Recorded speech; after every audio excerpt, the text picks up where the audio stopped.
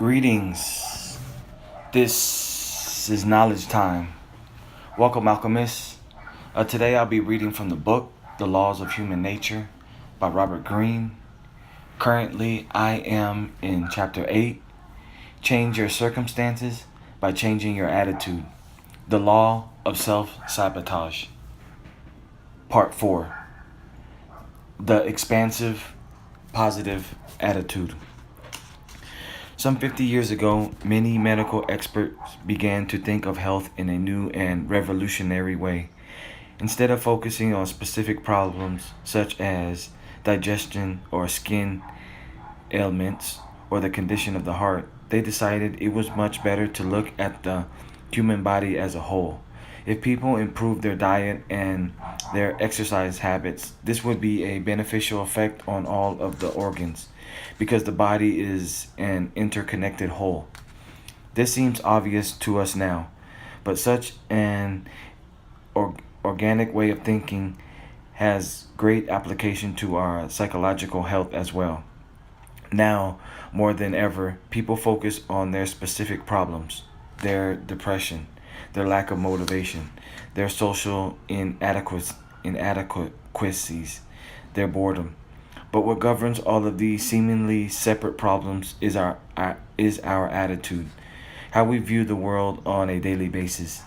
It is how we see and interpret events. Improve the overall attitude, and everything else will elevate as well. Creative powers, the ability to handle stress, confidence levels, relationships with people.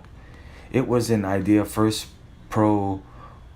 promulgated in the 1890s by the great American psychologist William James, but it remains a revolution waiting to happen.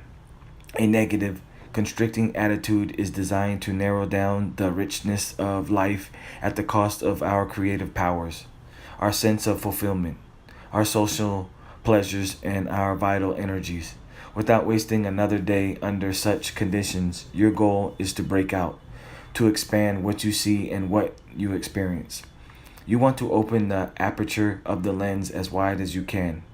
Here is your roadmap. How to view the world. See yourself as an explorer with the gift of consciousness. You stand before a vast and unknown universe that we humans have just begun to investigate. Most people prefer to cling to certain ideas and principles, many of them adopted early on in life. They are secretly afraid of what is unfamiliar and uncertain. They place curiosity with conviction. By the time they are 30, they act as if they know everything they need to know. As an explorer, you leave all that certainty behind you. You are in continuous search of new ideas and new ways of thinking. That's what I'm on. You see no limits to where your mind can roam, and you are not concerned with suddenly appearing inconsistent or developing ideas that directly contradict what you believed a few months before. Ideas are things to play with. If you hold on to them for too long, they become something dead. You are returning to your childlike spirit and curiosity. From before you had an ego, and being right was more important than connecting to the world. You explore all forms of knowledge, from all cultures and time periods. You want to be challenged. By opening the mind in this way, you will unleash unrealized creative powers, and you will give yourself great mental pleasure. As part of this, be open to exploring the insights that come from your own unconscious, as revealed in your dreams, in moments of tiredness, and in the repressed desires that leak out in certain moments. You have nothing to be afraid of or to repress there. The unconscious is merely one more realm for you to freely explore. How to view adversity. Our life inevitably involves obstacles, frustration, pain, and separations. How we come to handle such moments in our early years plays a large role in the development of our overall attitude toward life. For many people, such difficult moments inspire them to restrict what they see and experience. They go through life trying to avoid any kind of adversity, even if this means never really challenging themselves or getting much success in their careers. Instead of learning from negative experiences, they want to repress them. Your goal is to move in the opposite direction, to embrace all obstacles as learning experiences, as means to getting stronger. In this way, you embrace life itself. By 1928, the actress Joan Crawford had a reasonable successful career in Hollywood, but she was feeling increasingly frustrated by the limited roles she was receiving. She saw other less talented actresses vaulted ahead of her. Perhaps the problem was that she was not assertive enough. She decided she needed to voice her opinion to one of the most powerful production chiefs on the MGM lot, Irving Thalberg. Little did she realize that Thalberg viewed this as impudence and that he was vindictive by nature. He therefore cast her in a western, knowing that was the last thing she wanted, and that such a fate was a dead end for many an actress. Joan had learned her lesson and decided to embrace her fate. She made herself love the genre. She became an expert writer. She read up on the Old West and became fascinated by its folklore. If that's what it took to get ahead, she decided to become the leading actress of westerns. At the very least, this would expand her acting skills. This became her lifelong attitude toward work and the supreme challenges an actress faced in Hollywood, where careers were generally very short. Every setback was a chance to grow and develop. In 1946, 20-year-old Malcolm Little, later known as Malcolm X, began serving an 8 to 10-year prison sentence for burglary. Prison generally has the effect of hardening the criminal and narrowing his already narrow view of the world. Instead, Malcolm decided to reassess his life. He began to spend time in the prison library and fell in love with books and learning. As he saw it now, prison afforded him the best possible means of changing himself and his attitude toward life. With so much time on his hands, he could study and earn himself a degree. He could develop the discipline he had always been missing. He could train himself to become an expert speaker. He embraced the experience without any bitterness and emerged stronger than ever. Once he left prison, he saw any difficulty, large or small, as a means to test and toughen himself. Although adversity and pain are generally beyond your control, you have the power to determine your response and the fate that comes from that. How to view yourself. As we get older, we tend to place limits on how far we can go in life. Over the years, we internalize the criticisms and doubts of others. By accepting what we think to be the limits of our intelligence and creative powers, we create a self-fulfilling dynamic. They become our limits. You do not need to be so humble and self-effacing in this world. Such humility is not a virtue, but is rather a value that people promote to help keep you down. Whatever you are doing now, you are in fact capable of much more, and by thinking that, you will create a different dynamic. In ancient times, many great leaders, such as Alexander the Great and Julius Caesar, felt that they were descended from gods and part divine. Such self-belief would translate into high levels of confidence that others would feed off and recognize. It became a self-fulfilling prophecy. You do not need to indulge in such grandiose thoughts, but feeling that you are destined for something great or important will give you a degree of resilience when people oppose or resist you. You will not internalize the doubts that come from such moments. You will have an enterprising spirit. You will continually try new things, even taking risks, confident in your ability to bounce back from failures and feeling destined to succeed. When Chekhov had the epiphany about the ultimate freedom he could create for himself, he had what the American psychologist Abraham Maslow called a peak experience. These are moments in which you are lifted out of the daily grind and you sense that there is something larger and more sublime in life than you have been missing. In the case of Chekhov, it was sparked by a crisis, by loneliness, and it led to the sensation of complete acceptance of people and the world around him. These moments can come from exerting yourself past what you thought were your limits. They can come from overcoming great obstacles, climbing a mountain, taking a trip to a very different culture, or the deep bonding that comes from any form of love. You want to deliberately go in search of such moments. Stimulate them if you can.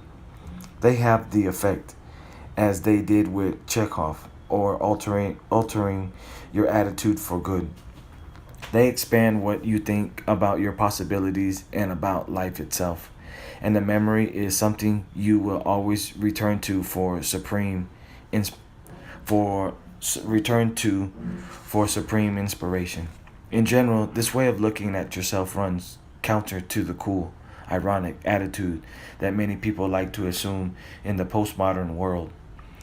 Never too ambitious, never too positive about things or life, always affecting a nonchalant and very false humility.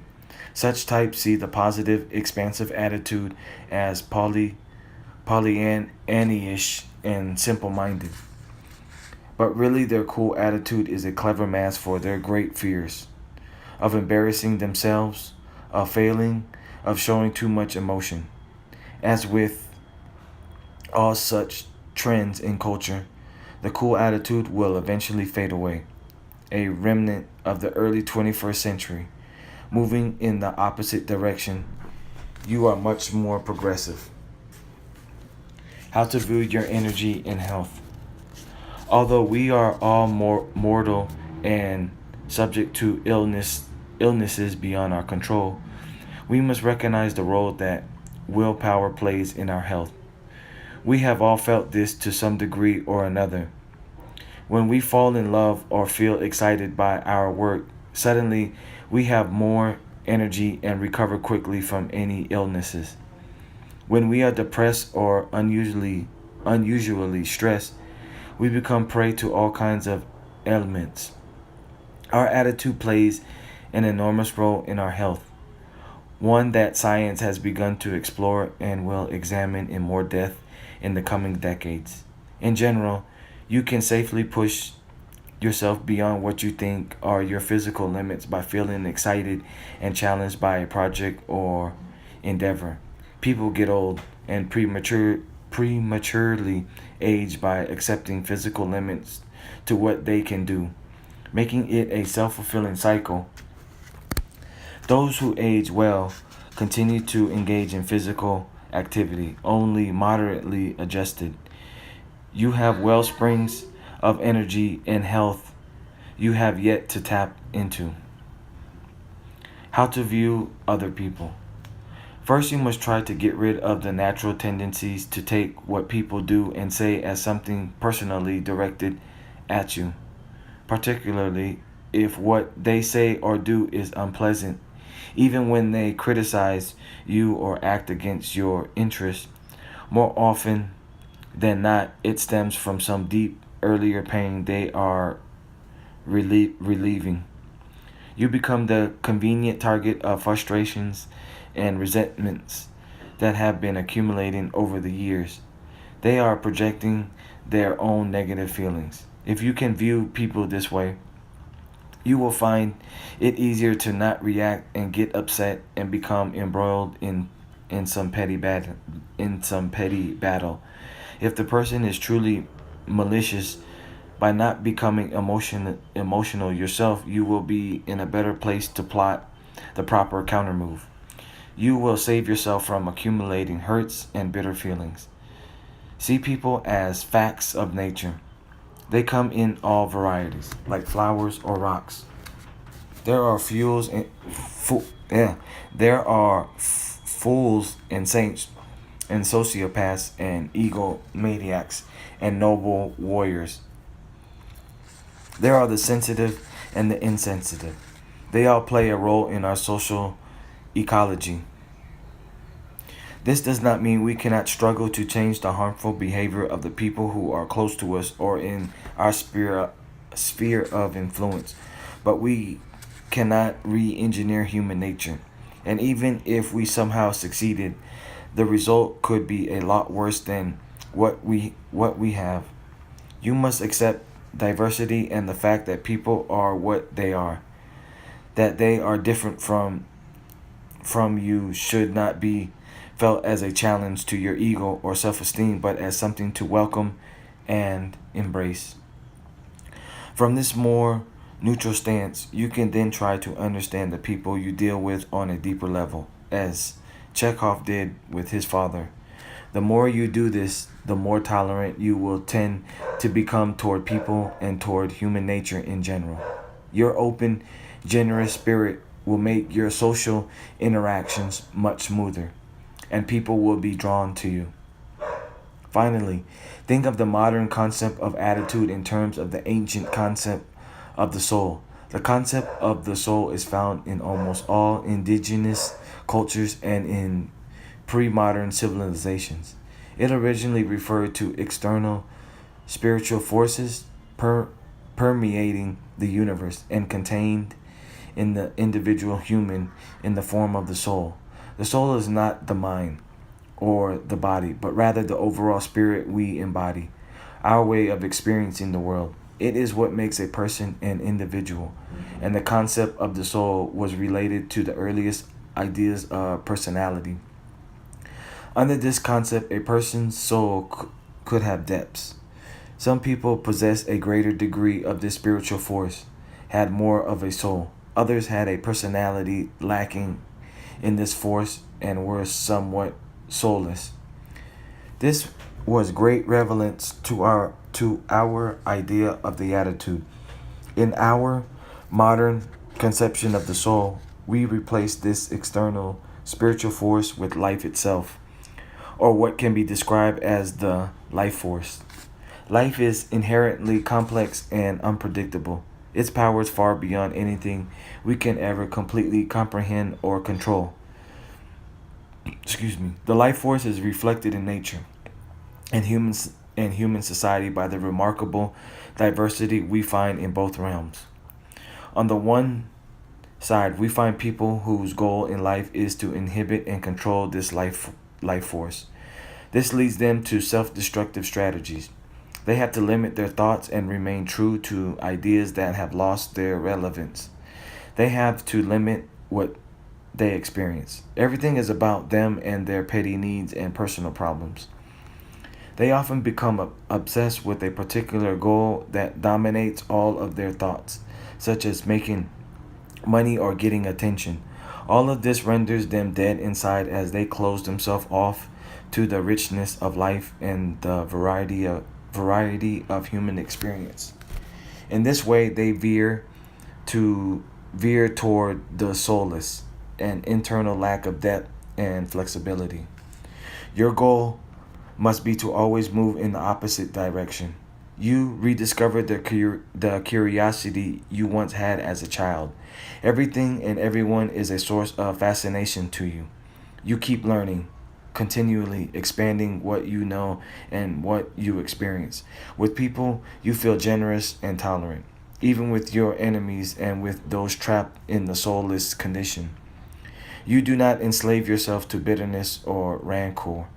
Instead of blaming others or circumstances, you see the role that your attitude and actions play in any failure. You adapt to circumstances instead of complaining about them. You accept and embrace uncertainty and the unexpected as valuable qualities of life. In this way, your soul expands to the contours of life itself and feels itself with this life force. Learn to measure the people you deal with by the depth of their soul, and if possible, associate as much as you can with those of the expansive variety. Quote, this is why the same external events or circumstances affect no two people alike. Even with perfectly similar surroundings, everyone lives in a world of his own. The world in which a man lives shapes itself chiefly by the way in which he looks at it, and so it proves different to different men. To one, it is barren, dull, and superficial. To another, rich, interesting, and full of meaning. On hearing of the interesting events which have happened in the course of a man's experience, many people will wish that similar things had happened in their lives too, completely forgetting that they should be envious rather of the mental aptitude which lent those events the significance they possess when he describes them. By author Schopenhauer. That's the end of chapter 8. Tomorrow I'll be reading from chapter 9, Confront Your Dark Side, the Law of Repression. In conclusion, subscribe to the channel, comment any questions you have, like if the information was inspiring for you, and share this knowledge with other alchemists. Also, follow me on Instagram for more progressive knowledge. My Instagram is Max_Bugatti_8008. I'm all about family first. I'm a global stock investor. I'm a filmmaker. I'm an aerospace botanist. I have a masculine confidence building program. And currently, I am living in Cali, Colombia. While you're slaying dragons, I'll be taming them.